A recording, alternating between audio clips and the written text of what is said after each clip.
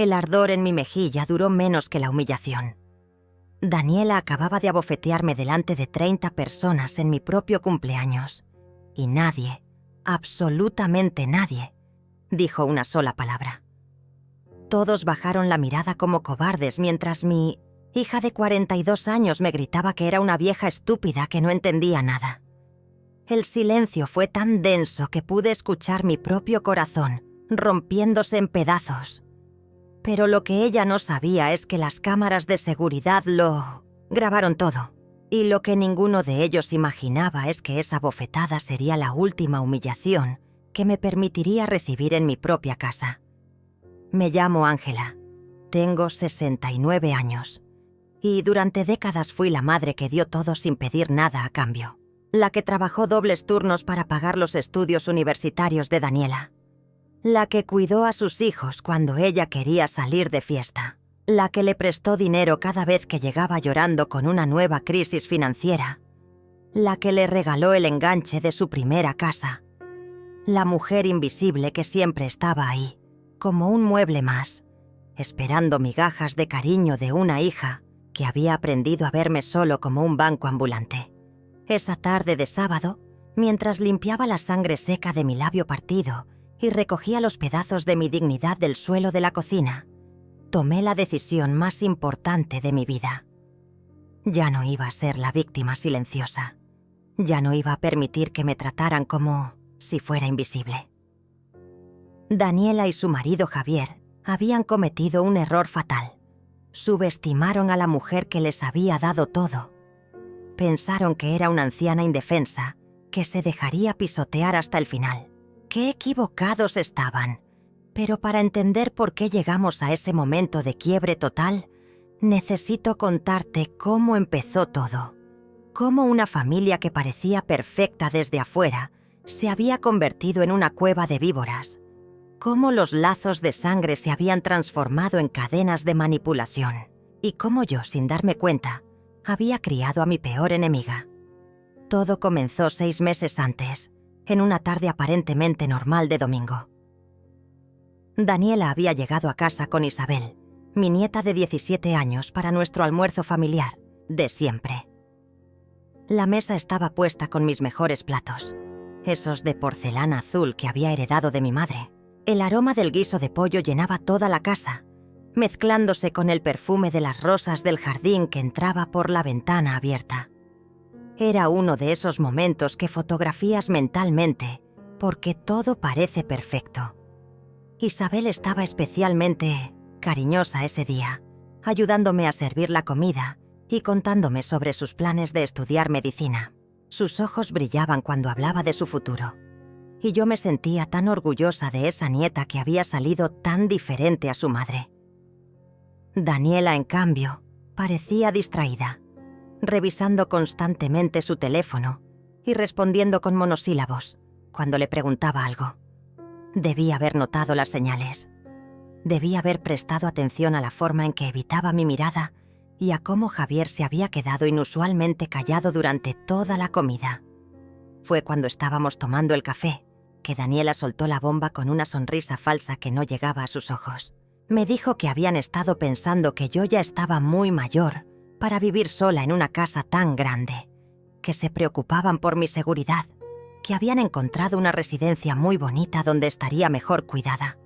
Lo dijo como si fuera una sugerencia amorosa, pero en sus palabras había algo que me hizo sentir un escalofrío en la espalda. Le respondí que me sentía perfectamente capaz de cuidar de mí misma, que la casa era mi hogar y que no tenía intención de irme a ningún lado. La sonrisa de Daniela se desvaneció por un segundo y pude ver algo frío y calculador en sus ojos antes de que volviera a fingir preocupación maternal. Me dijo que lo pensara, que no tenía que decidir inmediatamente, pero que era importante que fuera realista sobre mis limitaciones. Esa noche, después de que se fueron, me quedé despierta hasta muy tarde, dándole vueltas a la conversación. Había algo en la actitud de Daniela que no me cuadraba. Una urgencia disfrazada de cariño. Una insistencia que sonaba más a presión que a preocupación genuina. Y entonces recordé algo que había notado, pero a lo que no le había dado importancia. Javier había estado midiendo las habitaciones con los ojos, como si estuviera calculando algo. No podía imaginar entonces que esa conversación aparentemente inocente era solo el primer paso de un plan que llevaban meses diseñando. Un plan para quitarme todo lo que había construido durante toda mi vida. Un plan que requería que yo desapareciera del mapa, que fuera declarada incompetente, que firmara papeles sin entender lo que decían. Lo que no sabían es que esta vieja, invisible, había aprendido a observar en silencio y a desconfiar de las sonrisas demasiado dulces. La trampa estaba tendida, pero aún no había caído en ella. Todavía me quedaban algunos meses de inocencia antes de descubrir la verdadera naturaleza de las personas que había criado y amado incondicionalmente. Los días siguientes a esa conversación transcurrieron con una normalidad engañosa. Daniela me llamaba más seguido de lo habitual, siempre con el mismo tono meloso preguntando cómo me sentía, si había tenido algún episodio de confusión, si recordaba tomar mis medicamentos. Al principio pensé que realmente se preocupaba por mí, pero había algo en sus preguntas que me incomodaba. Era como si estuviera documentando cada pequeño olvido, cada momento de distracción normal en una mujer de mi edad. Una mañana, mientras regaba las plantas del jardín, noté que había alguien parado al otro lado de la cerca observando mi casa. Era un hombre joven con una libreta en la mano que tomaba notas. Cuando me acerqué para preguntarle qué necesitaba, se fue rápidamente sin decir palabra. Esa misma tarde, Daniela apareció sin avisar con una excusa sobre traerme unos medicamentos que había olvidado comprar. Pasó más tiempo del necesario, revisando los gabinetes de la cocina y preguntándome sobre mis rutinas diarias.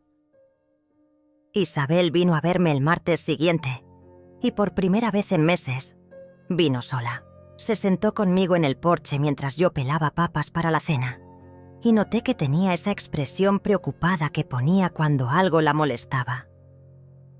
Me contó que sus padres habían estado teniendo conversaciones susurradas que terminaban abruptamente cuando ella entraba a la habitación. Que había escuchado mencionar mi nombre varias veces, junto con palabras como testamento y poder legal. Le pregunté si sabía de qué se trataba exactamente, pero ella negó con la cabeza, aunque pude ver en sus ojos que sabía más de lo que admitía. Me dijo que la querían mucho, que no importaba lo que pasara, ella siempre estaría de mi lado. Esas palabras me tranquilizaron, pero también me alertaron. ¿Por qué una nieta de 17 años sentía la necesidad de asegurarme su lealtad?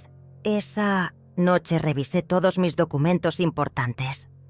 Mi testamento estaba en la caja fuerte, junto con las escrituras de la casa y mis pólizas de seguro. Todo parecía estar en orden, pero decidí hacer una copia de todo y guardarla en otro lugar. Algo me decía que necesitaba proteger esos papeles, aunque no entendía exactamente de qué. La semana siguiente, Javier apareció en mi puerta con una sonrisa que no me convenció. Dijo que pasaba por el barrio y había decidido visitarme. Nunca había hecho eso en los 15 años que llevaba casado con Daniela. Se sentó en mi sala con una actitud extrañamente familiar, como si ya fuera el dueño del lugar. Me habló sobre el mercado inmobiliario, sobre lo mucho que habían subido los precios de las casas en el barrio, sobre lo inteligente que sería vender antes de que bajaran. Le dije que no tenía intención de vender mi casa, que había vivido ahí durante 40 años y pensaba morir ahí. Su sonrisa se tensó ligeramente, pero siguió insistiendo. Me dijo que podría usar el dinero para asegurar mi futuro, que podría invertirlo y vivir cómodamente de los intereses. Cuando le pregunté por qué le interesaba tanto mi situación financiera, se las arregló para cambiar de tema, pero no antes de que notara cómo sus ojos habían recorrido cada rincón de mi sala, calculando su valor. Después de que se fue, Me quedé con una sensación amarga en el estómago. Había algo en la forma en que había hablado de mi futuro, que sonaba más como una sentencia que como una sugerencia. Y había algo en la manera en que había mirado mis cosas que me recordó a un tasador evaluando una propiedad.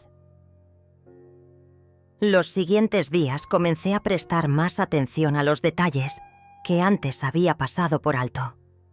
Daniela tenía llaves de mi casa desde hacía años, pero últimamente había estado entrando sin tocar el timbre. Decía que no quería molestarme si estaba descansando, pero yo siempre había sido una persona que se despertaba con cualquier ruido. Una tarde la encontré en mi estudio, revisando los cajones de mi escritorio. Cuando le pregunté qué buscaba, me dijo que había perdido un arete la última vez que vino y pensó que podría haber caído ahí. Esa noche moví algunos documentos importantes a un lugar donde no los pudiera encontrar. También decidí cambiar la combinación de mi caja fuerte. Había algo en el aire que me ponía nerviosa, una tensión que no podía identificar pero que me mantenía despierta por las noches. El viernes por la mañana recibí una llamada que me heló la sangre. Era de un abogado que decía representar a mi familia y que necesitaba confirmar algunos datos sobre mi condición mental para unos trámites legales. Le dije que no sabía de qué me hablaba, que no había autorizado ningún trámite legal. Hubo un silencio incómodo antes de que me dijera que tal vez había habido una confusión y que me contactaría después. Inmediatamente llamé a Moisés, mi abogado de confianza desde hace 20 años. Le conté sobre la llamada y sobre las extrañas visitas y conversaciones de las últimas semanas.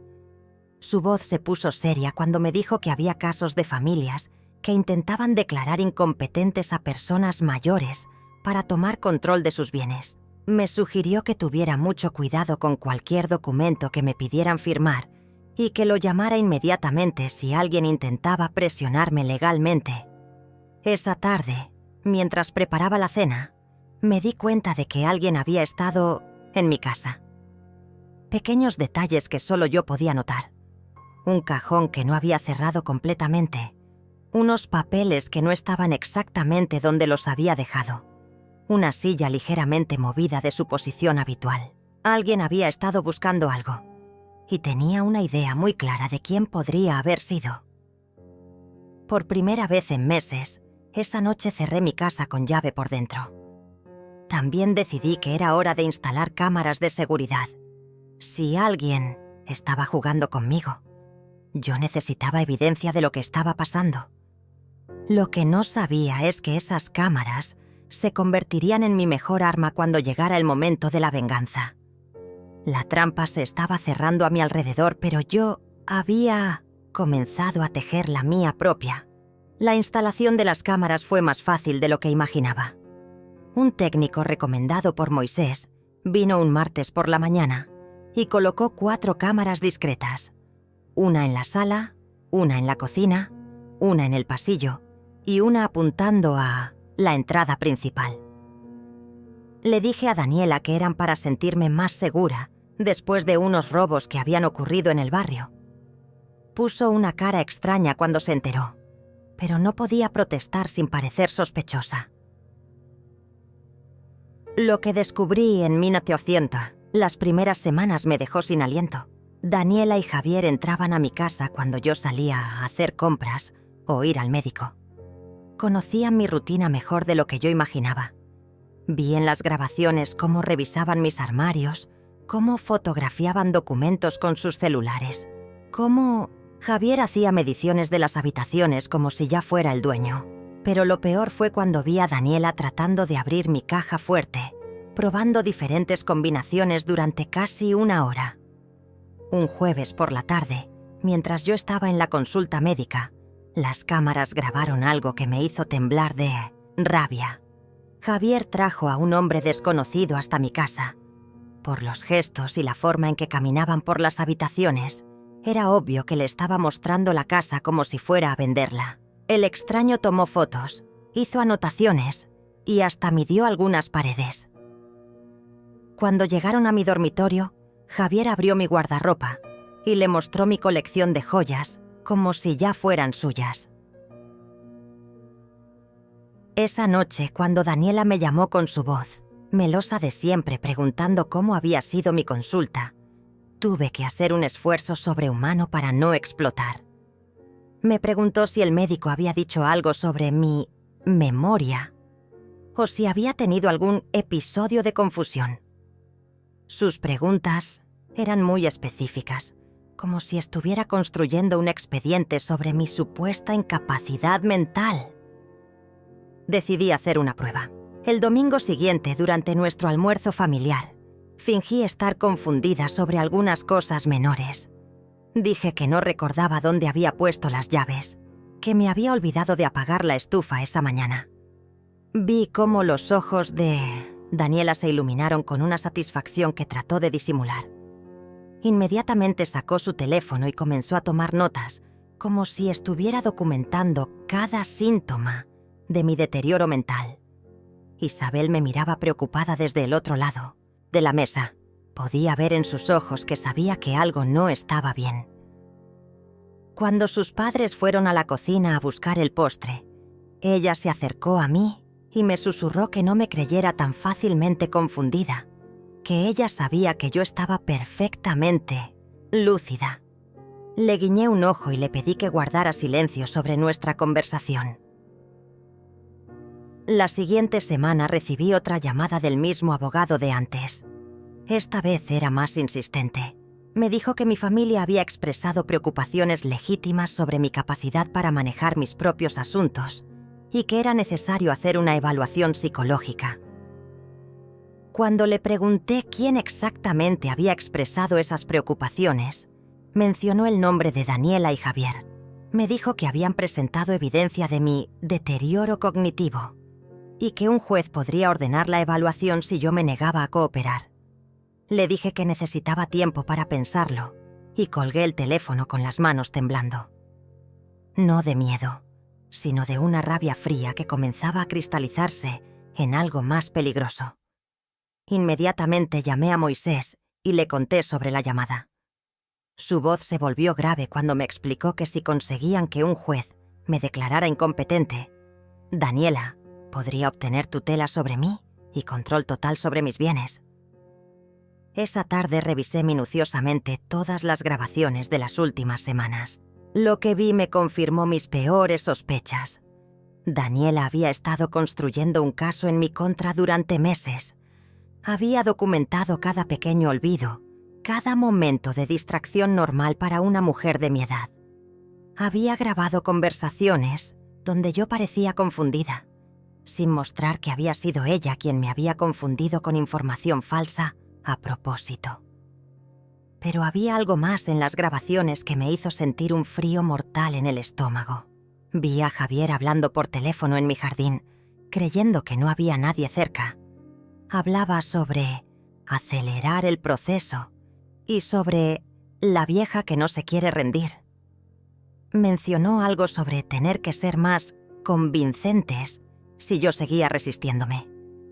El tono de su voz cuando dijo eso me hizo entender que ya no se trataba solo de dinero. Se trataba de eliminarme como obstáculo, por las buenas o por las malas. Esa noche, mientras preparaba mi té de siempre en la cocina que había sido mi refugio, durante décadas, tomé una decisión que cambiaría todo. Ya no iba a ser la víctima pasiva que esperaba que las cosas mejoraran solas. Si querían jugar sucio, yo les iba a enseñar que esta vieja invisible había aprendido algunas cosas durante sus 69 años de vida. Saqué mi libreta más bonita y comencé a escribir mi propio plan. Si ellos tenían evidencia falsa de mi incompetencia, yo tenía evidencia real de su traición. Si ellos tenían un abogado, yo tenía a Moisés. Si ellos pensaban que podían manipularme, yo les iba a demostrar que la mujer que había criado a una hija y construido una vida desde cero no se rendía tan fácilmente. La guerra había comenzado, pero ellos aún no lo sabían. Seguían creyendo que tenían el control, que yo era solo una anciana confundida que se dejaría arrastrar hacia su destino sin pelear. qué sorpresa tan desagradable se iban a llevar cuando descubrieran que la presa se había convertido en cazadora. Los preparativos para mi cumpleaños comenzaron 2 semanas antes de la fecha. Daniela se mostró extrañamente entusiasmada con la celebración, insistiendo en que fuera una fiesta grande para celebrar dignamente mis 69 años. Quería invitar a todos los vecinos, a sus amigos, incluso a personas que yo apenas conocía.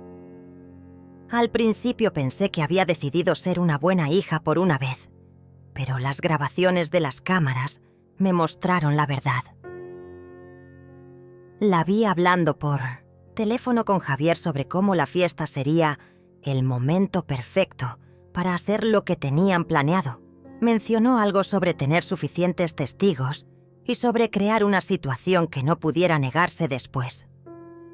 No entendí completamente de qué hablaba hasta que la escuché practicando frente al espejo de mi baño, ensayando frases como «Ella ya no está bien» y todos pueden ver que no puede cuidarse sola.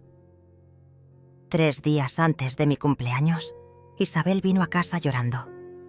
Se sentó conmigo en el porche y me contó que había escuchado a sus padres hablando sobre algo terrible que iban a hacer durante la fiesta. No sabía exactamente qué, pero había oído mencionar palabras como humillación pública y evidencia irrefutable. Me rogó que cancelara la celebración, que dijera que me sentía enferma, cualquier cosa para evitar lo que estaban planeando. Le agarré las manos temblorosas y le dije que no se preocupara, que yo sabía cuidarme sola.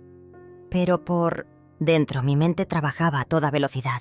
Si querían humillarme públicamente, si necesitaban testigos para algo, significaba que el plan que habían estado construyendo durante meses estaba llegando a su punto culminante. Y yo tenía que estar preparada para lo peor. Esa noche llamé a Moisés y le pedí que viniera a mi casa urgentemente. Cuando llegó, le mostré todas las grabaciones que había recopilado durante las últimas semanas. Vi cómo su expresión se oscurecía mientras veía a mi propia hija conspirando contra mí en mi propia casa. Le conté sobre la llamada del abogado y sobre los planes que habían mencionado para la fiesta. Moisés se quedó callado durante largos minutos después de ver todo. Finalmente me dijo que lo que estaban haciendo era criminal, que tenían suficiente evidencia para denunciarlos por violación de domicilio, intento de fraude y conspiración. Pero también me advirtió que si esperábamos hasta después de que ejecutaran su plan, podría ser más difícil revertir el daño. Me sugirió que confrontara a Daniela inmediatamente, que le mostrara las grabaciones y la amenazara con denunciarla si no desistía. Pero yo tenía una idea diferente. Si querían jugar el juego de la humillación pública, yo iba a dejar que lo jugaran, pero las reglas iban a ser mías, no suyas. Le pedí a Moisés que se asegurara de que las cámaras estuvieran funcionando perfectamente el día de la fiesta y que tuviera todos los documentos legales listos para lo que pudiera pasar. También le pedí que trajera una copia certificada de mi evaluación psicológica más reciente, la que había pedido en secreto la semana anterior y que confirmaba que estaba perfectamente competente, mental y físicamente. El día antes de mi cumpleaños, mientras decoraba la casa para la fiesta que se había convertido en el campo de batalla, recibí una visita inesperada. Era el mismo hombre que había visto midiendo mi casa en las grabaciones. Se presentó como un tasador inmobiliario y me dijo que mi familia lo había contratado para hacer una evaluación de la propiedad.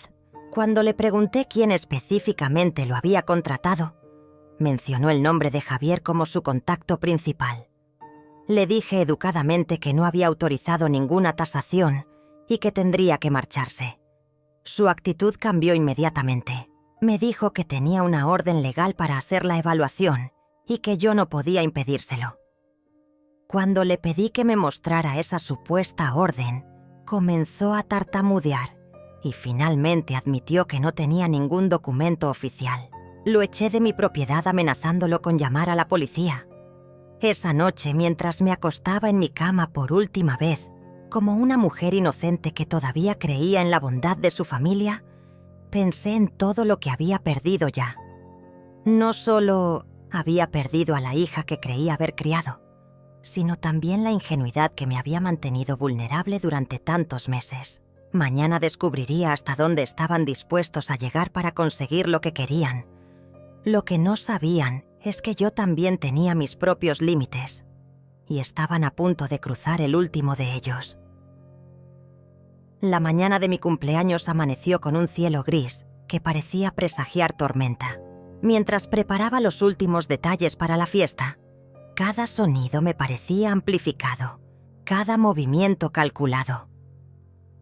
Daniela llegó temprano con cajas de decoraciones adicionales y una sonrisa que no llegaba a sus ojos.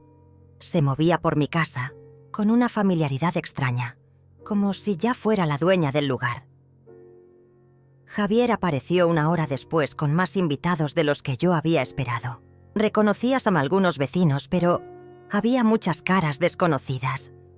Cuando le pregunté a Daniela quiénes eran todas esas personas, me dijo vagamente que eran amigos de la familia que querían conocerme. Algo en la forma en que se miraban entre ellos me hizo sospechar que su presencia no era casual. Isabel llegó justo antes de que comenzara la fiesta. Me abrazó más fuerte de lo normal y me susurró al oído que me amaba mucho, sin importar lo que pasara. Sus ojos estaban rojos como si hubiera estado llorando, y cuando traté de preguntarle qué le pasaba, Daniela la apartó rápidamente de mí con la excusa de que tenía que ayudar con los preparativos. A las 4 de la tarde, mi sala estaba llena de gente que hablaba en voz baja mientras me miraban con una mezcla de lástima y curiosidad. Las conversaciones se detenían cuando yo me acercaba y se reanudaban en susurros cuando me alejaba. Era como si todos supieran algo que yo no sabía, como si estuvieran esperando que pasara algo específico. Daniela se acercó a mí con una copa de vino y una sonrisa que ahora podía ver claramente como falsa. Me dijo que quería hacer un brindis especial, que había preparado unas palabras muy emotivas para la ocasión. Mientras hablaba, noté que varios de los invitados desconocidos habían sacado sus teléfonos y parecían estar preparándose para grabar algo. En ese momento entendí que había llegado la hora. Todo el teatro, toda la preparación, había sido para este momento. Daniela iba a ejecutar su plan final delante de todos estos testigos, y yo tenía que estar lista para recibir el golpe que había estado esperando durante semanas. Lo que ella no sabía es que yo también había estado preparándome, y que el golpe más devastador no iba a ser el que ella me diera a mí, sino el que yo le devolvería cuando menos lo esperara. Daniela se colocó en el centro de la sala con su copa alzada, y un silencio expectante llenó el ambiente. Todos los invitados formaron un semicírculo a su alrededor, y pude ver cómo varios de ellos tenían sus teléfonos listos para grabar. La escena estaba perfectamente orquestada, como una obra de teatro donde yo era la única que no conocía mi papel. «Quiero hacer un brindis muy especial por mi madre», comenzó Daniela con una voz que temblaba de emoción fingida. «Una mujer que ha dado tanto por nuestra familia, que se ha sacrificado toda su vida por nosotros». Las palabras sonaban hermosas, pero había algo venenoso en su tono que solo yo podía detectar. Continuó hablando sobre mi generosidad y mi dedicación, pero cada elogio sonaba como una despedida. Entonces cambió el tono. Su voz se volvió más seria, más preocupada. «Pero también quiero hablar de algo que nos tiene muy preocupados como familia», dijo, mirándome directamente a los ojos. «Mamá ha estado teniendo algunos episodios últimamente. Olvidos importantes, confusión, momentos donde no parece reconocer dónde está». Los murmullos de preocupación comenzaron a circular entre los invitados. Sentí cómo mi cara se calentaba de la humillación, pero me mantuve callada. Sabía que esto era solo el comienzo. Daniela continuó inventando historias sobre supuestos episodios de demencia que yo nunca había tenido. Habló sobre cómo me había encontrado perdida en mi propio jardín, sobre cómo había olvidado el nombre de mis propios nietos, sobre cómo había dejado la estufa encendida varias veces. Como familia responsable, dijo con una solemnidad teatral, hemos decidido que ya no es seguro que mamá viva sola. Hemos encontrado una residencia maravillosa donde podrá recibir el cuidado que necesita. Los invitados asentían comprensivamente. Algunos incluso parecían emocionados por la difícil decisión que había tomado mi dedicada hija. Fue entonces cuando me di cuenta de para qué servían todos estos testigos. No estaban ahí para celebrar mi cumpleaños. Estaban ahí para ser testigos de mi supuesta incapacidad, para corroborar la versión de Daniela sobre mi deterioro mental. Era una puesta en escena perfecta para construir un caso legal contra mí. Me levanté lentamente de mi silla y todos los ojos se dirigieron hacia mí. «Daniela», dije con una voz que traté de mantener calmada. «No sé de qué episodios hablas. Me siento perfectamente capaz de cuidar de mí misma». Mi respuesta sonó débil incluso para mis propios oídos, exactamente como ella había planeado. «Ay, mamá», respondió con una sonrisa condescendiente. «Esto es exactamente lo que queremos decir. No tienes conciencia de tu propio estado». Se dirigió a los invitados como si yo no estuviera presente. «Como pueden ver, ella niega completamente los problemas que todos hemos notado». Javier se acercó entonces con una carpeta en las manos. «Ángela», me dijo con una falsa gentileza, «hemos preparado algunos documentos que te van a facilitar la transición. Solo necesitamos que firmes aquí para asegurar que todo esté en orden». Extendió la carpeta hacia mí con una sonrisa que no llegaba a sus ojos. Cuando abrí la carpeta vi exactamente lo que había estado temiendo. Era un poder legal que le daba a Daniela control total sobre mis finanzas y propiedades. También había un documento de renuncia voluntaria a mi capacidad legal y una autorización para vender mi casa. Todo estaba redactado de manera que pareciera que yo había tomado estas decisiones por mi propia voluntad. «No voy a firmar esto», dije cerrando la carpeta de golpe. El murmullo de los invitados se intensificó. Podía escuchar comentarios sobre lo terco que se vuelve uno con la edad y sobre lo difícil que debe ser para Daniela lidiar con una madre obstinada. Fue entonces cuando Daniela mostró su verdadera cara. Su máscara de hija preocupada se desvaneció por completo. «Vas a firmar esos documentos», me dijo con una voz fría que nunca le había escuchado antes. «Ya no tienes opción. Todo el mundo puede ver que no estás en condiciones de tomar decisiones racionales». «No voy a firmar nada», repetí, esta vez con más firmeza. «Esta es mi casa, y yo decido qué pasa con ella». Mi voz había comenzado a temblar, no de miedo, sino de una rabia que había estado conteniendo durante meses. Daniela se acercó más a mí y pude ver la frialdad calculadora en sus ojos. «Siempre fuiste una egoísta», me dijo en voz lo suficientemente alta para que todos escucharan. «Nunca pensaste en nadie más que en ti misma. Nosotros hemos cuidado de ti, nos hemos preocupado por ti, y así nos pagas». «Yo te crié», le respondí, sintiendo cómo las lágrimas comenzaban a acumularse en mis ojos. «Te di todo lo que tenía. Trabajé doble turno para pagar tus estudios. Te presté dinero cada vez que lo necesitaste. ¿Cómo puedes tratarme así? Lo que hiciste fue tu obligación como madre», me gritó. «Y ahora es tu obligación asegurarte de que tu familia esté protegida cuando tú ya no estés. Pero eres demasiado egoísta para entenderlo». Los invitados observaban la escena con una mezcla de incomodidad y fascinación morbosa. Algunos incluso parecían estar disfrutando del espectáculo.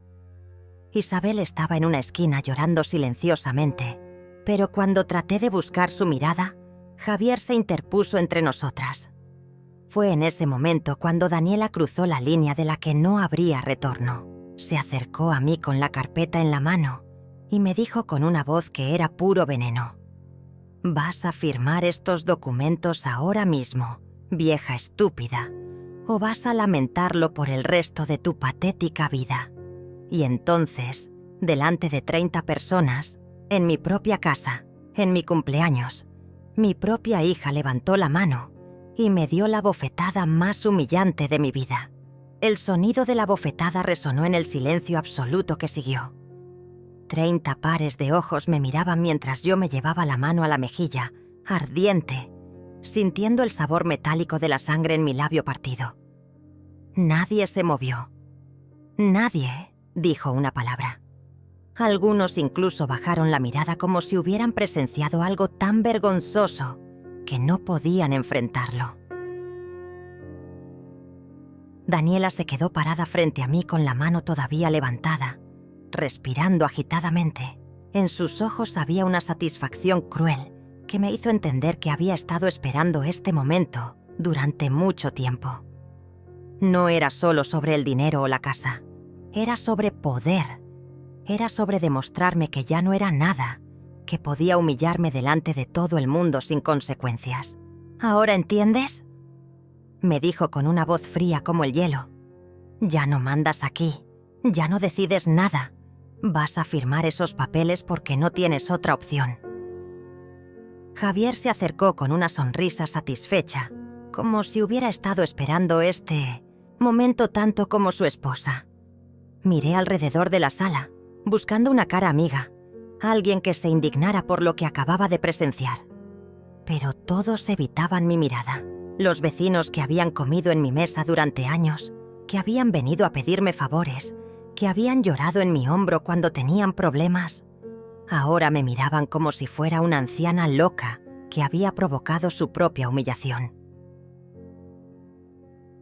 Isabel intentó acercarse a mí, pero Javier la detuvo con una mano firme en el hombro.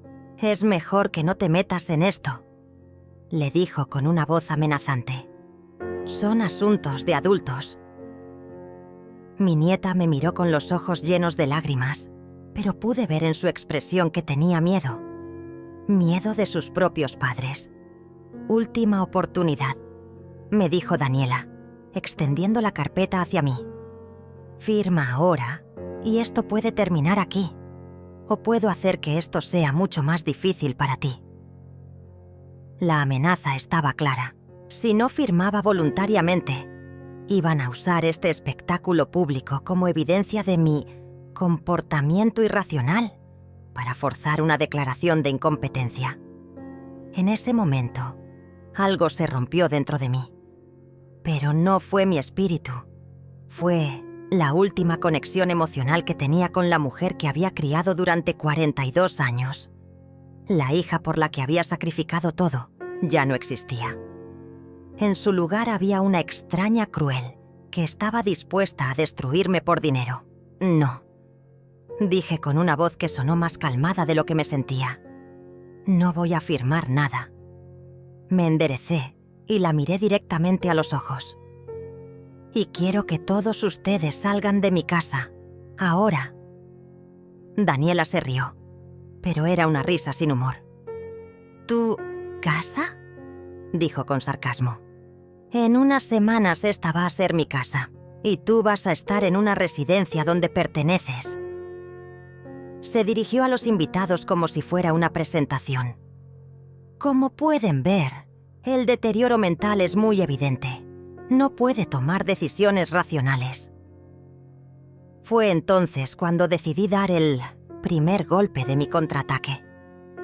«Daniela», le dije con una voz que era pura acero, «¿de verdad crees que soy tan estúpida como piensas?». La sonrisa se desvaneció ligeramente de su cara. «¿Crees que no he notado que entras a mi casa cuando no estoy? ¿Que revisas mis documentos? ¿Que trajiste a un tasador sin mi permiso?». Su expresión cambió completamente. Por primera vez en toda la tarde parecía insegura. Javier se acercó más, como si quisiera protegerla de mis palabras. «No sabemos de qué hablas», dijo, pero su voz no sonaba convincente.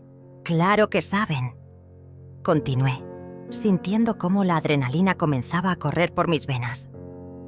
«Sé que han estado planeando esto durante meses. Sé de las llamadas de abogados. Sé de los documentos que han estado preparando. Y sé que pensaron que era demasiado vieja y estúpida para darme cuenta». El silencio en la sala había cambiado. Ya no era el silencio incómodo de la humillación. Era el silencio tenso de la expectativa. Algunos invitados comenzaron a intercambiar miradas confundidas, como si empezaran a darse cuenta de que había algo más complejo sucediendo. «Estás delirando», dijo Daniela, pero había perdido la confianza que había mostrado momentos antes. «Esto es exactamente lo que queremos decir sobre tu estado mental». Pero su voz temblaba ligeramente, y pude ver cómo sus ojos se movían nerviosamente por la habitación. «¿Sabes qué es lo más triste de todo esto?», le pregunté, sintiendo cómo una calma extraña se apoderaba de mí. «Que realmente creías que podías hacerme esto, que podías humillarme, robarme y deshacerte de mí como si fuera basura, que podías usar a estos pobres vecinos como testigos de tu teatro». Javier se acercó amenazantemente. «Ya basta», me dijo con una voz peligrosa. «Has causado suficiente drama. Va a firmar esos documentos ahora mismo, o vamos a tener que llamar a las autoridades para que evalúen su capacidad mental». Fue entonces cuando sonreí por primera vez en toda la tarde.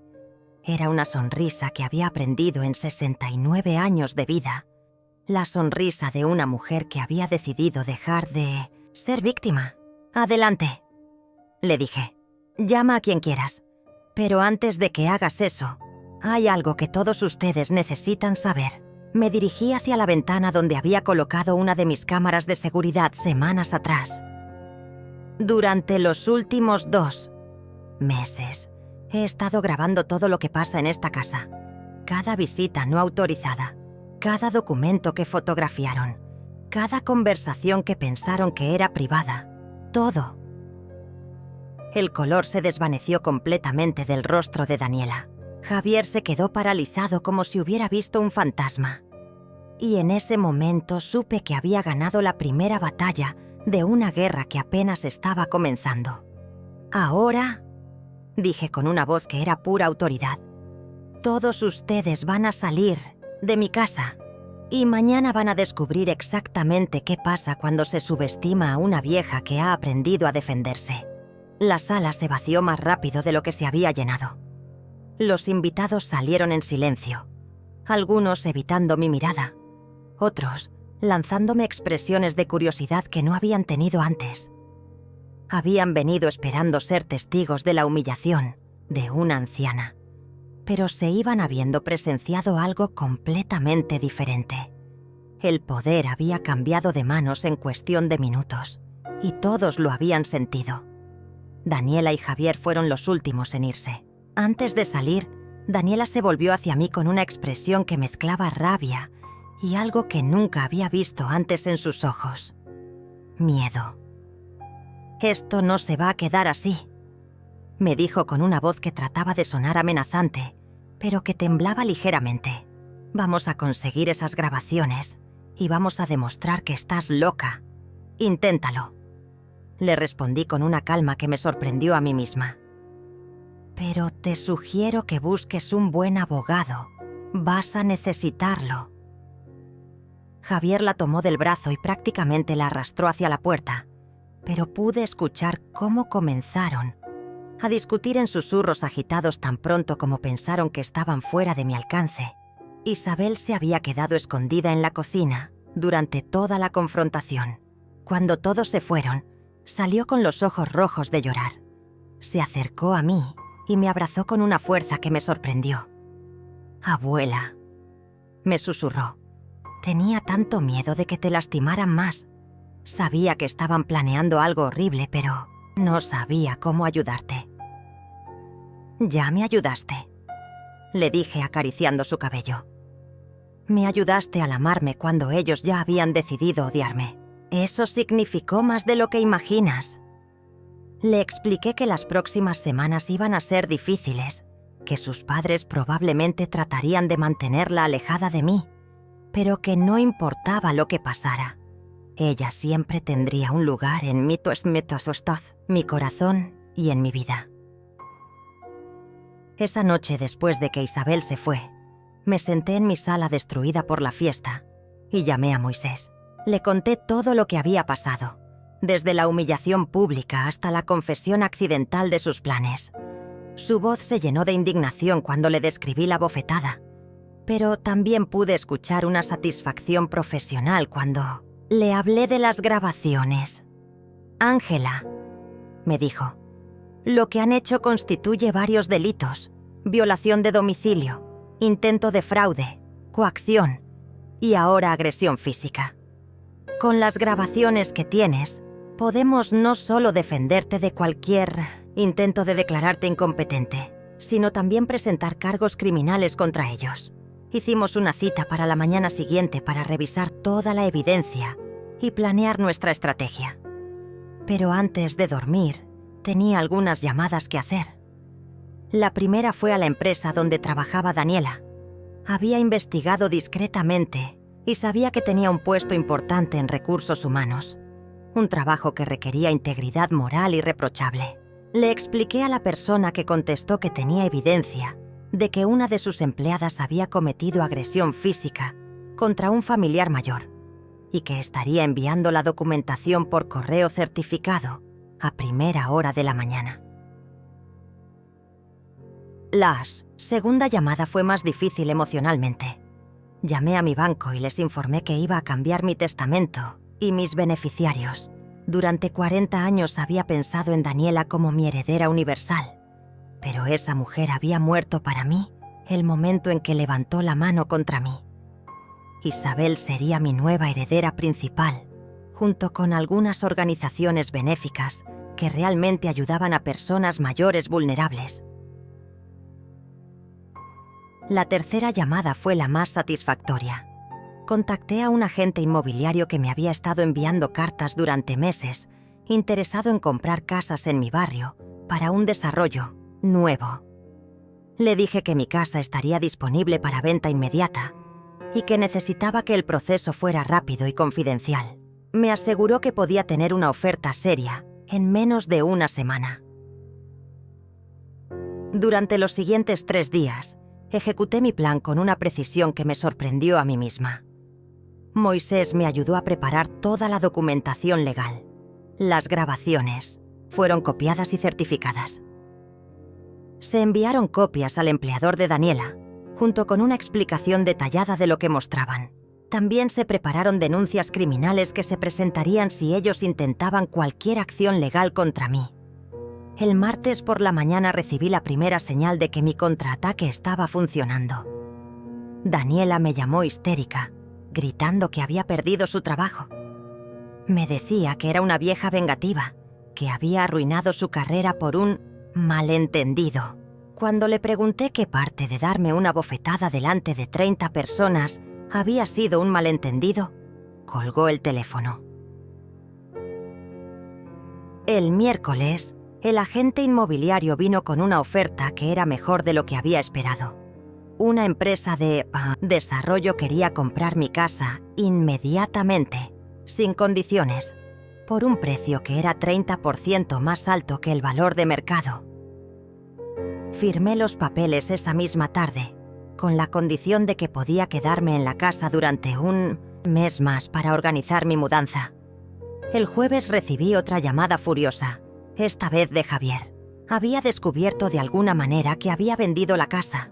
Me gritó que no podía hacer eso, que era ilegal, que iban a demandarme. Le dije calmamente que era mayor de edad y mentalmente competente, y que podía vender mi propia propiedad cuando quisiera. Cuando amenazó con ir a mi casa a arreglar las cosas personalmente, le recordé que tenía cámaras de seguridad y que cualquier amenaza adicional sería reportada a la policía. El viernes por la mañana, Isabel llegó a mi casa llorando nuevamente. Sus padres habían descubierto que yo había cambiado mi testamento y estaban furiosos. La habían interrogado durante horas, tratando de que confesara si había estado conspirando conmigo. Le habían prohibido verme y amenazado con echarla de la casa si desobedecía. «No importa», le dije abrazándola fuerte. «En 3 semanas voy a mudarme a un apartamento precioso cerca del centro. Y tú siempre vas a ser bienvenida ahí. Y cuando cumplas 18 el próximo año, vas a tener los recursos para ir a la universidad que quieras sin depender de nadie que pueda chantajearte». Esa tarde, mientras empacaba las pocas cosas que realmente me importaban, reflexioné sobre todo lo que había pasado en una semana. Una semana atrás era una víctima silenciosa, esperando ser destruida por su propia familia. Ahora era una mujer libre que había recuperado el control de su vida y había asegurado el futuro de la única persona que realmente la amaba. Pero sabía que esto era solo el comienzo. Daniela y Javier no se iban a rendir fácilmente. Iban a intentar una última jugada desesperada y yo tenía que estar preparada para el golpe final. El contraataque llegó exactamente cuando lo esperaba. Un lunes por la mañana, 2 semanas después de mi cumpleaños, sonó el timbre de mi casa con una insistencia agresiva. Cuando abrí la puerta, encontré a Daniela acompañada de 2 hombres, que se presentaron como trabajadores sociales y un psiquiatra. También había un oficial de policía que parecía incómodo con toda la situación. «Mamá», me dijo Daniela con una voz que fingía preocupación, pero que no podía ocultar su desesperación. «Hemos tenido que tomar medidas drásticas. Estos profesionales están aquí para hacer una evaluación de tu capacidad mental. Tu comportamiento errático de las últimas semanas nos ha obligado a actuar». Uno de los trabajadores sociales, un hombre joven que evitaba mi mirada, me explicó que habían recibido una denuncia sobre una persona mayor que estaba tomando decisiones financieras irracionales y que mostraba signos de deterioro cognitivo. Mencionó la venta impulsiva de mi casa y los cambios drásticos en mi testamento como evidencia de mi supuesta incapacidad. «Entiendo», les dije con una calma que pareció sorprenderlos. «Por favor, pasen, pero antes de que comenzamos con cualquier evaluación, hay algunas cosas que ustedes necesitan saber». Los guié hasta mi sala, donde había preparado cuidadosamente varios documentos sobre la mesa de centro. El psiquiatra, una mujer mayor que parecía más profesional que sus acompañantes, tomó asiento y sacó una carpeta. «Señora Ángela», me dijo, «entendemos que esto puede ser incómodo, pero es un proceso necesario para asegurar su bienestar». Su tono era gentil pero firme. «Doctora», le respondí, «antes de que comencemos, me gustaría mostrarle mi evaluación psicológica más reciente». Le entregué el documento certificado que había obtenido 2 semanas antes. «Como puede ver, fue realizada hace menos de un mes por el doctor Ramírez del Hospital General y confirma que estoy en plenas facultades mentales». La expresión del psiquiatra cambió mientras leía el documento. Era evidente que no esperaba encontrarse con una evaluación profesional tan reciente y completa. Daniela se acercó rápidamente, tratando de ver los papeles. «Eso tiene que ser falso», dijo con una voz aguda. «Ella nunca me dijo que se había hecho ninguna evaluación». «¿Por qué tendría que decírtelo?», le pregunté, mirándola directamente, a los ojos. «¿Desde cuándo tengo que pedirte permiso para cuidar de mi propia salud?». Me dirigí al grupo de profesionales. «Como pueden ver en esa evaluación, estoy perfectamente capacitada para tomar mis propias decisiones». Uno de los trabajadores sociales parecía confundido. «Pero nos dijeron que había vendido su casa impulsivamente, sin consultar con su familia». Su voz tenía menos autoridad que cuando habían llegado. Vendí mi casa porque quise hacerlo. Expliqué pacientemente. Es mi propiedad, y como mujer adulta y mentalmente competente, tengo derecho a venderla cuando considere conveniente. Saqué la documentación de la venta. Como pueden ver, recibí asesoría legal completa y el precio fue excelente. Daniela estaba perdiendo el control. «Pero nunca nos consultó», gritó. «Siempre hablábamos de estas cosas. Su comportamiento es completamente diferente». Se dirigió a los profesionales con desesperación. «Ella antes era una mujer muy dependiente de nuestra opinión. Esto no es normal». «Tienes razón», le dije con una sonrisa que no llegaba a mis ojos. «Mi comportamiento ha cambiado. Cambió el día que me diste una bofetada delante de 30 personas en mi propio cumpleaños». El silencio que siguió fue absoluto. El psiquiatra levantó la vista de los documentos. «Disculpe, ¿puede explicar eso con más detalle?» Su tono profesional se había vuelto más interesado y ligeramente alarmado. «Por supuesto», respondí, dirigiéndome hacia mi sistema de entretenimiento. «Tengo las grabaciones de seguridad que documentan el incidente». Mientras insertaba el disco, pude ver cómo Daniela y Javier intercambiaban miradas de pánico.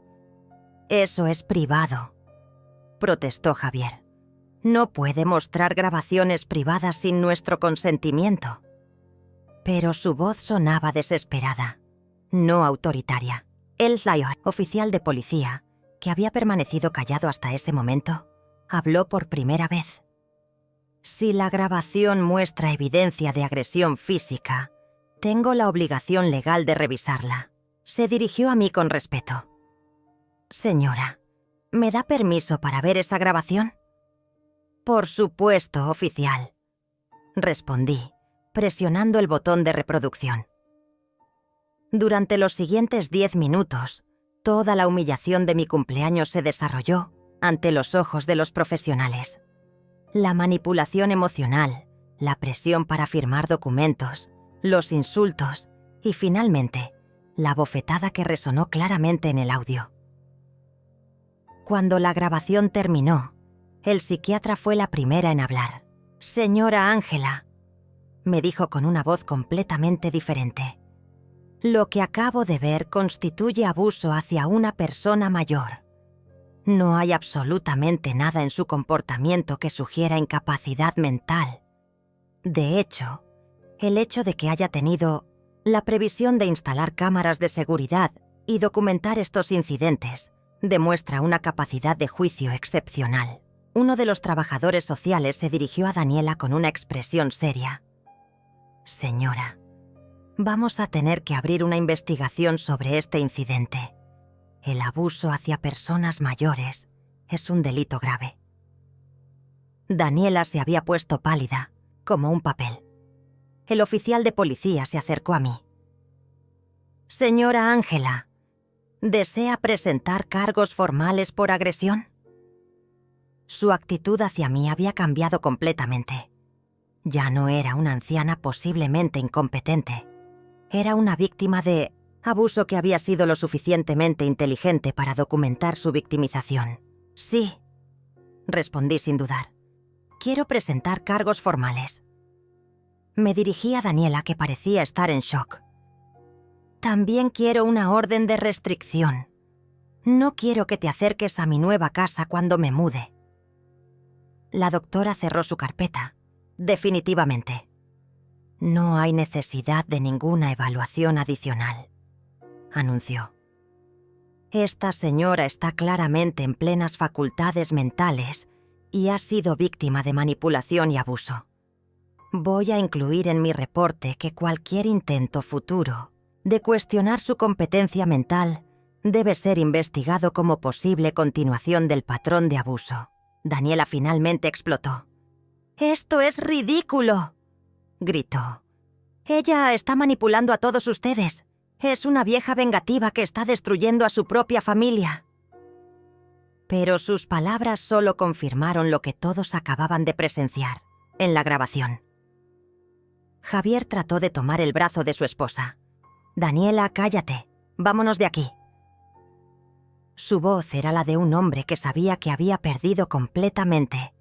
Pero Daniela no había terminado. «¡No!», le gritó soltándose de su agarre. «Esa casa debería ser nuestra. Esa herencia debería ser nuestra. Nosotros cuidamos de ella durante años». Se dirigió a mí con una rabia que ya no trataba de disimular. «Eres una egoísta. Siempre fuiste una egoísta». En ese momento, algo dentro de mí se calmó completamente. La mujer que había criado, la hija por la que había sacrificado todo, había desaparecido para siempre. En su lugar había una extraña llena de odio que culpaba a todo el mundo, menos a sí misma por las consecuencias de sus propias acciones. «Ya terminé contigo», le dije con una voz que era pura tranquilidad. «Oficialmente ya no tienes madre». 6 meses después, estoy sentada en la terraza de mi nuevo apartamento, tomando mi té de la tarde mientras veo el atardecer pintarse de colores dorados sobre la ciudad. El aire huele a jazmín del pequeño jardín que he plantado en macetas y puedo escuchar el suave murmullo de la fuente que Isabel me ayudó a instalar el mes pasado. Es un sonido que me tranquiliza, muy diferente al silencio tenso que llenaba mi antigua casa durante esos últimos meses de traición. Mi nueva vida ha florecido de maneras que nunca imaginé posibles. El apartamento es perfecto para mí. Luminoso, moderno, con todas las comodidades que necesito y sin los fantasmas del pasado que habitaban cada rincón de la casa donde crié a una hija que resultó ser mi enemiga. Aquí no hay recuerdos dolorosos, solo la paz de empezar de nuevo a los 70 años. Isabel viene a visitarme cada fin de semana. Cumplió 18 hace 3 meses, y con el dinero de la herencia que le dejé, pudo inscribirse en la Universidad de Medicina que siempre soñó. Sus ojos brillan cuando me cuenta sobre sus clases, sobre los amigos que ha hecho, sobre el futuro que está construyendo. Es la misma luz que vi en ella cuando era pequeña, pero ahora más madura, más determinada. Me dice que quiere especializarse en geriatría para cuidar de personas mayores que necesitan quien las defienda. Sé que va a ser una doctora excepcional. Sus padres intentaron impedir que me viera durante los primeros meses. Llegaron incluso a amenazarla con no pagarle los estudios si mantenía contacto conmigo. Pero Isabel les recordó que ya no dependía de ellos financieramente, que ahora tenía los medios para ser independiente. La última vez que hablamos del tema, me contó que Daniela había tratado de manipularla con lágrimas y chantajes emocionales, pero que ella había aprendido a reconocer esas tácticas. «Abuela», me dijo, «tú me enseñaste que el amor verdadero no viene con condiciones ni amenazas». Daniela nunca encontró otro trabajo en su área. La industria de recursos humanos es pequeña, y la noticia de sus acciones se extendió rápidamente.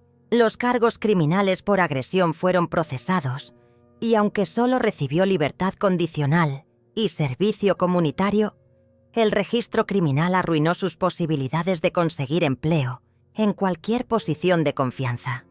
Supe por Isabel que tuvieron que vender su casa y mudarse a un apartamento mucho más pequeño.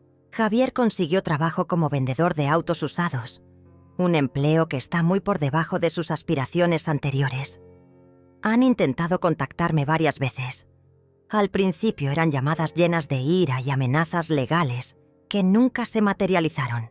Después vinieron las cartas pidiendo perdón y rogando una reconciliación familiar.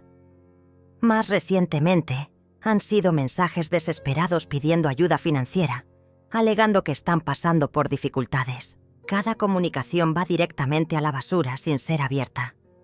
Cambié mi número de teléfono y me mudé sin dejarles mi nueva dirección.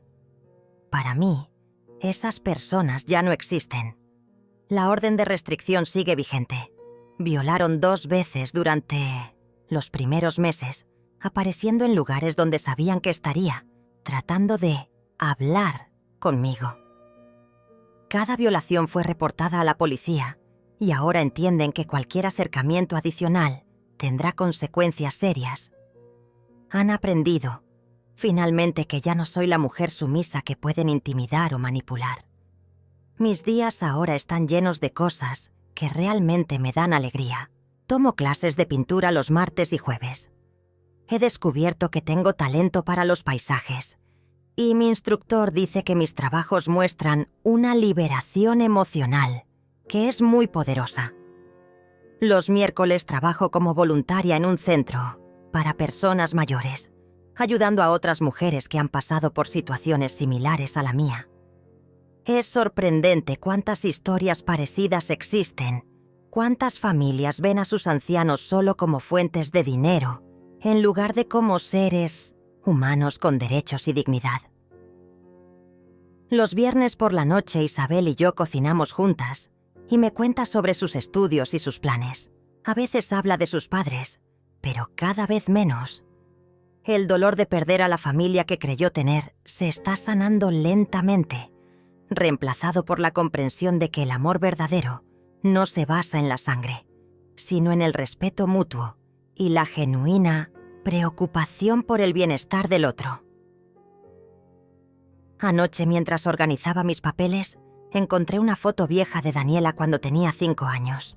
En la imagen está abrazándome después de su primer día de escuela, con una sonrisa radiante y los ojos llenos de amor genuino. Por un momento sentí una punzada de tristeza, no por la mujer en la que se convirtió, sino por la niña inocente que fue. Pero entonces recordé que las decisiones que tomó como adulta borraron completamente a esa niña. Guardé la foto en una caja en el fondo de mi armario. Algunos recuerdos es mejor dejarlos en el pasado. Esta mañana recibí una carta del bufete de abogados que maneja las donaciones que hice con parte del dinero de la venta de la casa. La Fundación para Personas Mayores Víctimas de Abuso Familiar ha podido ayudar a 53 mujeres en situaciones similares a la mía durante los últimos 6 meses. Cada una de esas mujeres recuperó su dignidad y su autonomía gracias, en parte, a lo que yo viví. Eso le da un sentido completamente nuevo a todo el dolor que pasé. Isabel me preguntó la semana pasada si alguna vez me arrepiento de haber sido tan drástica, si extraño tener una hija. Le respondí que no extraño a la mujer que intentó destruirme, pero que sí lamento profundamente no haber criado mejor a la niña que una vez fue. Tal vez fui demasiado permisiva, tal vez le di demasiado sin enseñarle el valor del esfuerzo, tal vez no le mostré que el amor viene con responsabilidades, pero esos arrepentimientos ya no me consumen. A los 70 años he aprendido que mirar hacia atrás con culpa es una pérdida de tiempo. Lo importante es el presente, y mi presente está lleno de paz, dignidad y del amor genuino de una nieta que eligió quedarse a mi lado cuando todo se derrumbó. Mientras el sol se oculta completamente y las primeras estrellas comienzan a aparecer, cierro los ojos y siento una gratitud profunda. Gratitud por haber tenido la fuerza de defenderme. Gratitud por haber aprendido que nunca es demasiado tarde para recuperar el control de tu propia vida. Gratitud por Isabel, que me demostró que el amor verdadero existe y que vale la pena cualquier sacrificio. Mañana será otro día de mi nueva vida, una vida que construí desde las cenizas de la traición familiar, una vida donde nadie puede humillarme, donde nadie decide por mí, donde mis días me pertenecen completamente. Daniela perdió una madre, pero yo gané mi libertad, y en este intercambio yo fui quien salió victoriosa. Me levanto lentamente de mi silla, recojo mi taza de té vacía y entro a mi hogar. Mi verdadero hogar, donde cada objeto me pertenece, donde cada decisión es mía, donde cada día que amanece es una confirmación de que elegí correctamente. Ellos nunca más tocaron mi nombre y yo nunca más volví a ser la mujer invisible que fui durante tantos años.